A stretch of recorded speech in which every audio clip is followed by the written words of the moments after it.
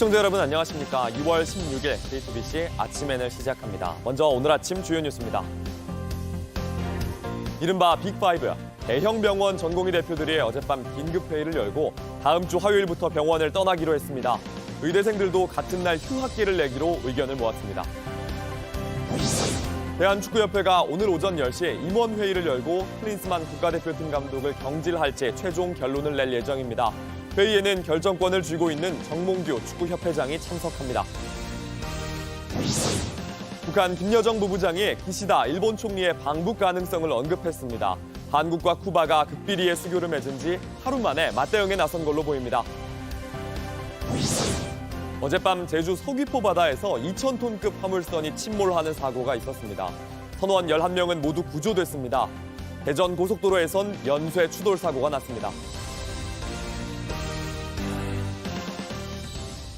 의대 증원 문제로 정부와 맞서고 있는 의사들의 집단 행동이 본격화됐습니다. 밤사이 상황이 좀 급박하게 돌아갔는데요. 이른바 빅5, 대형 병원 전공의 대표들은 어젯밤 긴급회의 끝에 다음 주 화요일 20일 새벽 6시부터 병원을 떠나기로 의견을 모았습니다. 의대생들도 어제 심야회의 끝에 같은 날 동시에 휴학계를 내는 것으로 전해졌습니다. 정부와 의사단체의 강대강 대치, 의료 공백에 대한 우려도 커지고 있습니다. 박유미 기자입니다. 서울의 대형 병원, 이른바 빅5 전공의 대표들은 오는 19일까지 전원 사직서를 내고 다음 날인 20일 새벽 6시에 병원을 떠나기로 의견을 모았습니다. 빅5 전공의 대표들은 어젯밤 서울역 인근에서 긴급 회의를 열고 이 같은 결론을 내렸습니다. 지난해 기준 빅5 병원에서 근무하고 있는 전공의는 2,700여 명에 달합니다. 전공의협의회 측은 비대위를 꾸리고 전체 수련병원을 대상으로 사직서 제출 여부를 조사하기로 했습니다. 어제 전공의협의회장이 소속 병원에 사직서를 내겠다며 동료들에게 집단 행동을 하지 말아달라고 했는데 오히려 이를 계기로 밤 상황은 급박하게 돌아갔습니다. 원광대병원도 일부 전공의가 먼저 사직서를 냈다가 밤늦게 126명 전원이 내는 것으로 뜻을 모았습니다. 정부는 전공의들의 사직 행렬에 업무방해죄를 적용할 수 있다고 경고했습니다. 개별적으로 사직서를 내는 방법이라는 것이 각종 명령, 그다음에 의료법 이런 것들을 회피하면서 합법적으로 투쟁하는 거라고 아마 생각들을 하실 수가 있는데 병원의 업무를 방해하게 되는 경우에는 또 다른 법에 형법에 저촉이 될 수가 있기 때문에 정부는 그러면서 진료에 차질이 생기면 의사들이 반대해온 비대면 진료와 PA, 즉 진료보조 간호사를 확대하겠다고 압박했습니다. 의대생들도 동맹 휴학 등 집단 행동을 예고했습니다.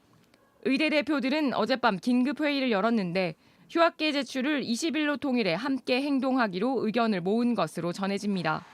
이에 앞서 어제 한림대 의대 4학년 학생들은 단체로 1년간 휴학하겠다고 선언했습니다. JTBC 박유미입니다.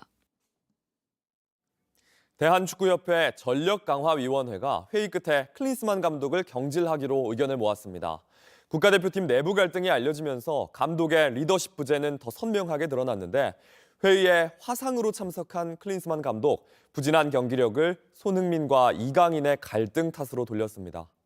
대한축구협회는 오늘 오전 10시에 정몽규 회장이 참석하는 긴급 임원회의를 열고 클린스만 감독의 거취에 대한 최종 결론을 내립니다. 홍지용 기자입니다. 국가대표팀 감독으로 리더십을 계속 발휘하기 힘들다는 판단이 있었고 교체가 필요하다는 대의견이 전반적으로 모아졌습니다. 4시간 회의 끝에 전력강화위원회가 내린 결정은 간단했습니다. 첫 번째 문제로 지적된 건 우선 경기력이었습니다. 아시안컵에서 요르단과 2번이나 맞붙으면서 여전히 전술적인 준비가 부족했다는 겁니다. 선수 선발의 다양성을 꾀하지 못한 점도 비판받았습니다. 대표팀의 균열을 불러온 선수단 관리 문제 역시 빠지지 않았습니다. 4강전을 앞두고 주장 손흥민과 이강인의 충돌이 있기까지 선수단의 갈등을 제대로 파악하지 못하고 바로잡지 않아 감독으로서 책임을 다하지 못했다는 겁니다. 국내 체류 기간이 극히 적어 업무 태도 면에서도 신뢰를 잃었다고 덧붙였습니다. 근무 태도에 관련해서도 국민들을 무시하는 것 같다. 복수의 전력강화위원은 JTBC 취재진에게 클린스만 감독이 화상 연결을 마친 뒤 독일 출신의 뮬러 전력강화위원장을 제외한 전원이 경질로 의견을 모았다고 전했습니다. 임원회의에 이어 자문기구인 전력강화위원회도 해임을 건의하면서 최종 결정은 이제 정몽규 대한축구협회장에게 넘어갔습니다. JTBC 홍지영입니다. 어젯밤 제주 바다에서 화물선이 침몰했습니다. 급히 출동한 해경의 승선원 11명은 모두 구조됐습니다. 대전에선 보조 타이어가 빠지면서 뒤따르던 차들이 부딪히는 사고가 났습니다. 밤사이 사건 사고 정아람 기자입니다. 바다에 2,000톤급 화물선이 기울어진 채 떠 있습니다. 어젯밤 10시쯤 중국으로 가던 화물선 금양 6호가 제주 서귀포 바다에서 침몰했습니다. 당시 바다에는 풍랑특보가 발효돼 파도가 꽤 높았습니다. 상황이 다급해지자 윤석열 대통령은 행정안전부에 인명구조에 총력을 다하라고 긴급 지시했습니다. 구조 신고를 받고 출동한 해양경찰은 1시간 반 만에 선원 11명을 모두 구조했습니다. 화물선에는 한국인 선원 2명과 미얀마 선원 6명, 인도네시아 선원 3명이 탑승하고 있었습니다. 구조된 선원들은 모두 건강한 상태로 전해졌습니다. 오늘 새벽 1시 반쯤 부산 사하구 장림동 스테인리스 주방용품 공장에서 불길이 치솟습니다. 직원들이 모두 퇴근 후 불이 나면서 다행히 인명피해는 없는 것으로 파악됐습니다. 그러나 불길은 바람을 타고 바로 옆 공장까지 옮겨 붙으면서 소방대원들은 아직도 진화에 애를 먹고 있습니다. 차량 앞 범퍼가 심하게 찌그러졌습니다. 그 옆엔 보조 타이어가 놓여 있습니다. 어제 저녁 8시쯤 대전 통영고속도로 남대전 나들목에서 차량 5대가 부서지는 사고가 발생했습니다. 앞서가던 차량 한 대가 중앙분리대를 충돌하면서 보조 타이어가 떨어지면서 발생했습니다. 뒤이어 오던 차량 4대가 이 타이어를 피하지 못하고 부딪히면서 범퍼 등이 파손되는 피해를 입었습니다. 먼저 사고를 낸 운전자는 중상을 입었고 다른 운전자들도 경미한 부상을 입었습니다. 경찰은 운전자 진술과 블랙박스 영상 등을 토대로 자세한 사고 경위를 조사하고 있습니다. JTBC 정아람입니다.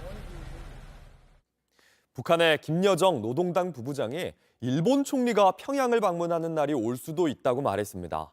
기시다 일본 총리가 일주일 전에 북일 관계 진전의 필요성을 언급한 것에 반응한 건데 우리와 쿠바의 수교에 따른 외교적 충격을 완화하기 위한 움직임이라는 해석도 나옵니다. 윤정식 기자입니다. 김여정 북한 노동당 부부장이 어제 담화를 발표했습니다. 북일 정상회담 등에 응할 수 있다는 내용인데 기시다 일본 총리가 지난 9일 중의원에 참석해 북일 정상회담을 추진 중이라고 밝힌 이후 엿새 만에 반응한 겁니다. 조선중앙통신에 따르면 김 부부장은 담화를 통해 일본이 우리의 정당방위권에 대해 부당하게 걸고 드는 악습을 털어버리고 이미 해결된 납치 문제를 양국 관계 전망의 장애물로만 놓지 않는다면 가까워지지 못할 이유가 없다고 밝혔습니다. 북한의 핵 개발과 일본인 납북자 문제를 거론하지 않으면 기시다 총리의 방북이 가능하다는 뜻으로 해석할 수 있습니다. 과거 북한 입장과 달라진 건 없지만 김여정 부부장이 직접 기시다 총리 발언에 의미를 부여한 점이 이례적입니다. 그러나 하야시 요시마사 일본 관방장관은 어제 북한에 납치된 일본인 피해자 문제 해결은 국가적 과제라고 말해 양측의 입장차를 드러냈습니다. 이번 김여정의 담화는 우리나라가 북한의 형제국으로 불리는 쿠바와 수교를 맺은 다음 날 나왔습니다. 북한이 이에 대한 외교적 충격을 완화하려 일본과의 교섭을 활용하는 것 아니냐는 분석도 나옵니다. JTBC 윤정식입니다. 원금의 10배 이익을 볼 수 있단 말에 투자했다가 결국 돈을 날린 피해자들이 코인 운영자를 고소해 경찰이 수사에 착수했습니다. 피해액은 확인된 것만 13억 원인데 코인 운영자들은 경찰 수사를 받는 도중에도 비슷한 방식의 코인 관련 사업을 벌이기도 했습니다. 최주유 기자의 단독 보도입니다. 한 고깃집 프랜차이즈 본사입니다. 해당 프랜차이즈의 감사로 일하는 A씨는 지난해 투자 설명회를 열었습니다.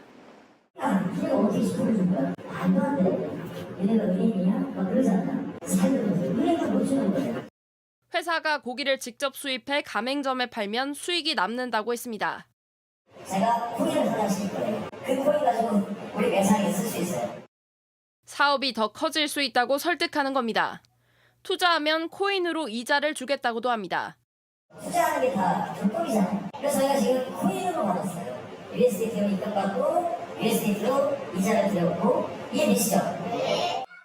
또 다른 설명회에선 상장도 말합니다. 내년부터 IPO를 할 거예요. 기업 정보분이 왜 할까요? 상장을 코스닥에 상장을 할까요? 월 10%씩 이자를 주겠다는 구상에 의문을 품은 전 동업자는 회사를 나왔습니다. 제가 4월 달에 나왔으니까 38개 시장이었었어요. 광고비를 100억이 뭐 수백억을 썼을 텐데 거기서 생기는 이제 수익 구조로는 절대 그 투자금을 돌려줄 수가 없어요. 그런데 알고 보니 A씨는 비슷한 방식으로 투자자를 모았다가 제때 투자금을 주지 못해 경찰 조사를 받고 있었습니다. A씨는 지난 2020년 가상자산 거래소에 실제로 한 코인을 상장시켰습니다. 실제 매장에서도 쓸 수 있게 한다는 같은 말도 했고 원금의 10배를 이익으로 주겠다고 투자자를 모았습니다. 하지만 적격성 심사 서류를 내지 않아 코인 거래는 2년 만에 중단됐습니다. 코인 가격은 100만 분의 1로 떨어졌습니다. A씨가 권한 코인에 돈을 넣은 일부 투자자는 이익금은커녕 원금도 대부분 날렸습니다. 아이고 무슨 원금을 받아요. 원금은커녕 돈 전혀 못 받았어요. 일부 피해자들은 결국 경찰에 A씨 등을 고소했습니다. 경찰이 지금까지 확인한 피해 금액만 13억 원 정도입니다. 그 사이 한 피해자는 소송을 냈고 법원은 코인 투자를 빌미로 피해자를 속였다며 2,800만 원을 돌려주라고 판결했습니다. A씨 측은 판결에 항소했습니다. 또 동업자를 명예훼손으로 고소하고 사기 의혹은 사실 무근이라고 밝혔습니다. JTBC 최지우입니다. 온라인에서 화제가 된 뉴스, 화제가 될 뉴스를 전해드리는 소셜픽입니다. 축구 국가대표팀의 내부 갈등 논란이 가라앉지 않고 있습니다. 온라인에선 멱살잡이가 있던 다음 날 이강인 선수를 찍은 영상이 뒤늦게 화제가 됐습니다. 물병놀이하는 3인방이란 제목의 이 영상, 카타르에서 손흥민 선수의 팬이 촬영한 겁니다. 이강인과 정우영, 서령우 선수가 물병을 세우는 놀이를 하면서 함께 노는 모습이 담겼는데요. 당시에는 귀엽다는 반응이 많았는데 주장 손흥민의 손가락이 탈구된 그 다음 날이란 사실에 긴장감이나 절박함이 안 보인다는 지적이 이어졌습니다. 또 탁구를 치려다 불거진 갈등에 이 세 선수가 연관이 있다는 문제 제기도 있었죠. 이강인 선수는 손흥민 선수의 주먹을 날렸다는 언론 보도 사실이 아니라고 했는데 다시 직접 입장을 밝힐 것으로 보입니다. 서령우 선수는 어제 AFC 챔피언스리그 16강 경기 후 관련 질문을 받자 할 수 있는 말이 없는 것 같다고 했습니다. 챗GPT를 만든 회사가 또 한 번 일을 냈습니다. 이번엔 문장을 입력하면 동영상을 만들어주는 인공지능 모델을 공개했는데요. 매머드가 나오는 이 영상, 영화 속 CG일까요? 프롬프트에 여러 마리의 매머드가 눈 덮인 초원을 밟으며 다가온다. 낮은 카메라 앵글, 오후의 햇살 이런 단어를 넣었더니 AI에 400글자와 함께 넣었더니 만든 영상입니다.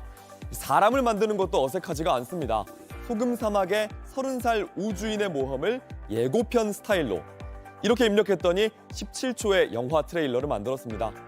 도쿄의 거리, 심해의 문어, 애니메이션까지 대상도 다양합니다. 오픈AI가 소라라고 소개한 이 모델, 최대 1분 길이의 영상을 만들 수가 있습니다. 아직 모델은 테스트 단계인데요.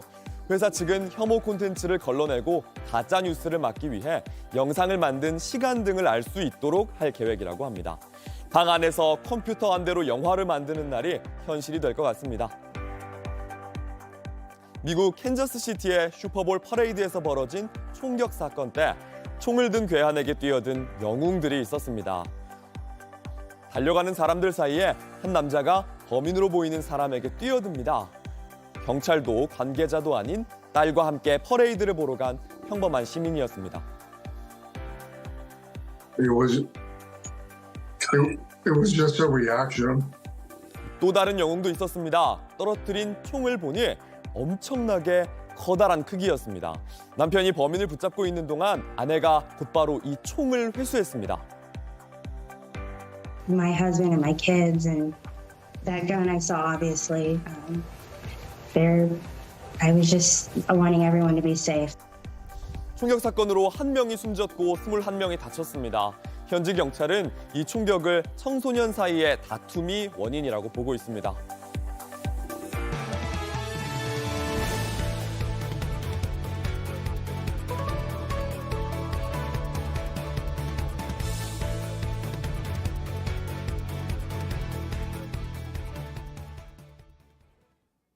디올백이 명품일까? 이렇게 말하면서 김건희 여사 명품백 논란을 두둔하는 영상이 김채환 국가공무원 인재개발원장의 개인 유튜브 계정에 올라왔습니다.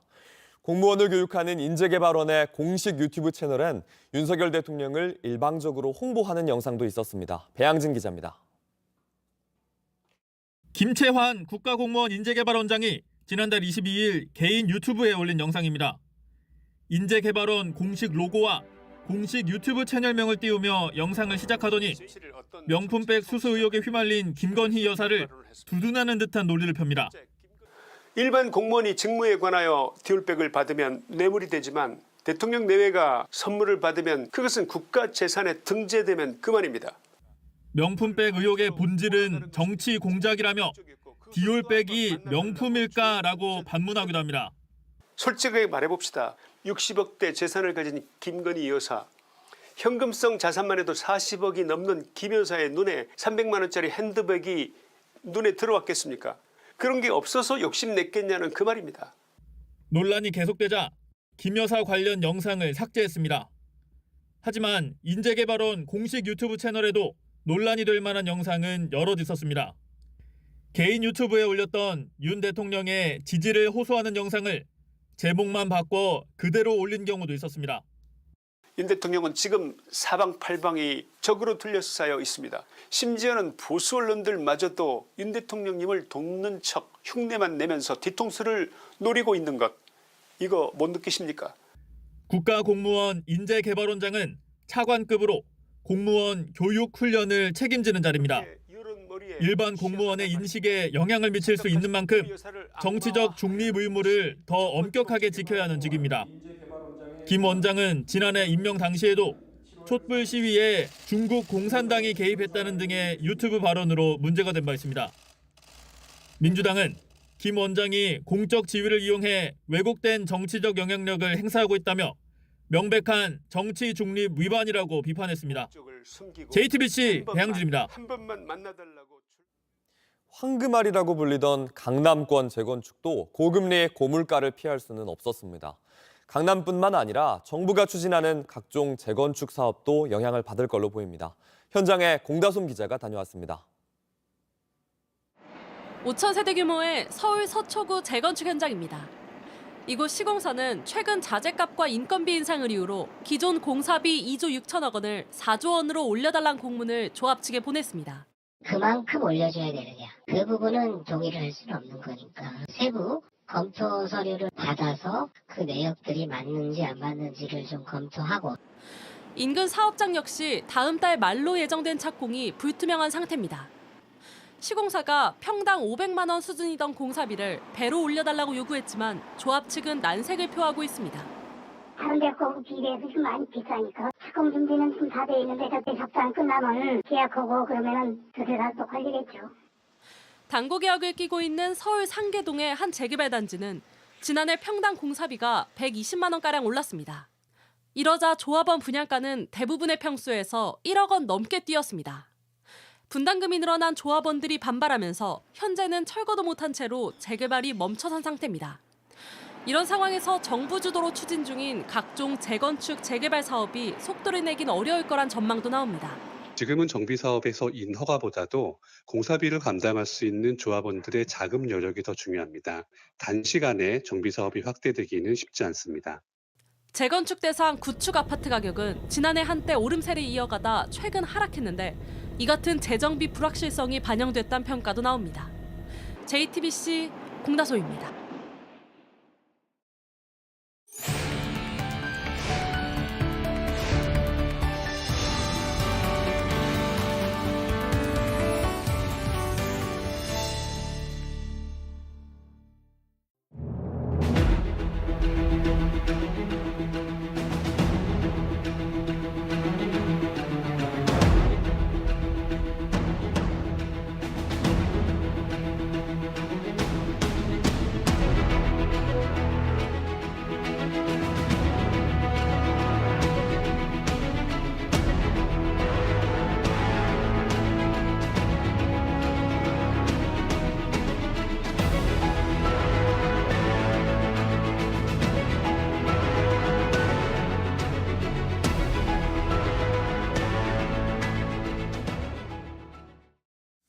방금 보신 내용을 정명근 화성시장과 만나 얘기해 보겠습니다. 시장님 안녕하세요.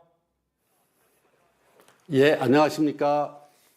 네, 지난해 화성시 인구가 100만 명을 넘었다니까 저도 놀랐습니다. 인구 100만이 화성시에 어떤 의미고 왜 이렇게 많은 사람들이 모이고 있을까요? 예, 많은 시민들께서 화성시로 이사 오시는 이유는 여러 가지 있겠지만 크게 세 가지가 아닌가 생각됩니다. 먼저 직장 문제, 주택 문제, 교육 문제입니다. 첫 번째로 우리 화성시에는 풍부한 일자리가 많이 있습니다. 현재 대기업, 중견기업, 중소기업 등 화성에는 약 28,590여 개의 기업체가 있고 매년 1,000여 개 가까운 기업체가 신규로 입주하고 있습니다. 따라서 다양하고 풍부한 일자리가 매년 생산되고 있습니다. 두 번째는 쾌적한 주거 환경이 이유가 아닌가 생각됩니다. 화성시는 동탄 신도시를 비롯해서 봉담 신도시, 또 향남 신도시, 남양 신도시, 새솔동 신도시 등 각 권역별로 신도시 개발로 인해서 쾌적한 주거 환경이 잘 정비되어 있습니다. 세 번째는 교육 여건이 좋아지고 있습니다. 작년도 초등학생, 중학생 전입 인구가 서울 강남을 제치고 최초로 우리 화성시가 1위를 차지했습니다. 이렇듯 학생들이 화성으로 이주한다는 것은 교육 환경이 나아지고 있다라고 생각됩니다. 우리 화성시에서 100만 인구 달성으로 인해서 많은 시민들께서 자부심도 느끼고 위상도 높아졌습니다. 하지만 100만 시민 달성이 150만, 200만 화성시로 발전하는 새로운 첫 출발점이라고 생각합니다. 네, 근데 그렇게 갑자기 인구가 늘면 여러 행정적인 문제들도 있을 것 같습니다. 시장님 어떨까요? 예. 네, 그야말로 우리 화성은 대한민국의 축소판입니다. 최첨단 신도시가 있고 원도심적, 도농복합적, 농촌적, 어촌적, 또 산업단지 등 그야말로 각 권역별 특색이 뚜렷한 지역입니다. 면적은 서울의 1.4배나 됩니다. 그런데 구청이 설립되어 있지 않다 보니까 각 권역별 특색에 맞는 행정 서비스를 제공하지 못하고 있는 것이 현실입니다. 그래서 우리 화성시는 몇 년 전부터 행정안전부와 구청 설립에 대해서 긴밀히 협의를 하고 있습니다.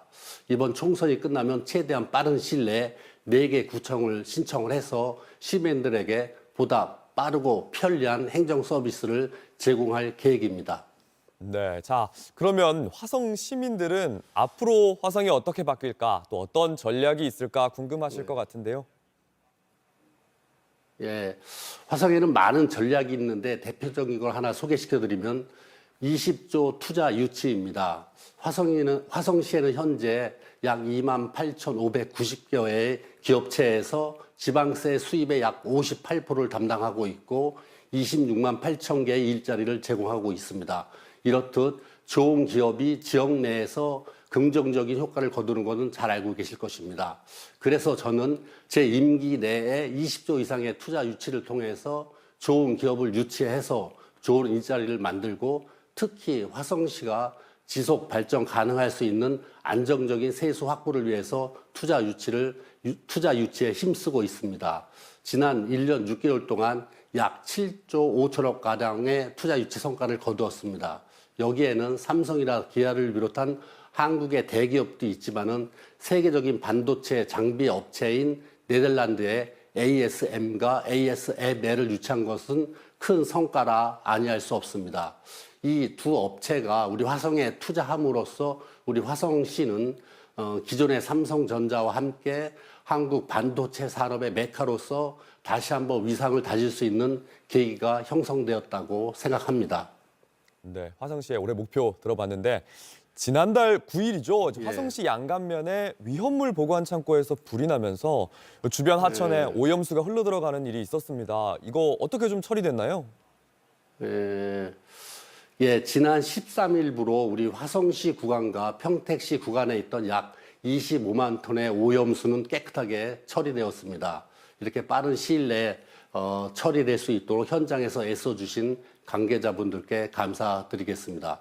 이 오염수를 처리하는 과정에서 몇 가지 제도 개선 사항도 있고 또 이러한 유형의 화재가 재발하지 않도록 향후 지도 점검에 더욱 힘쓰도록 그렇게 하겠습니다.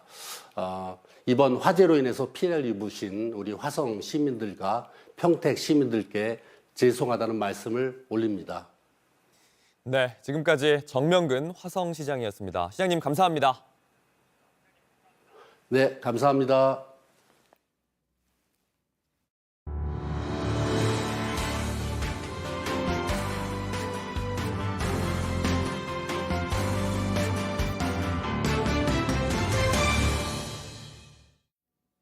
끝으로 날씨입니다. 오늘은 전국이 대체로 맑은 가운데 경상 동해안과 제주도엔 가끔 구름이 많겠습니다.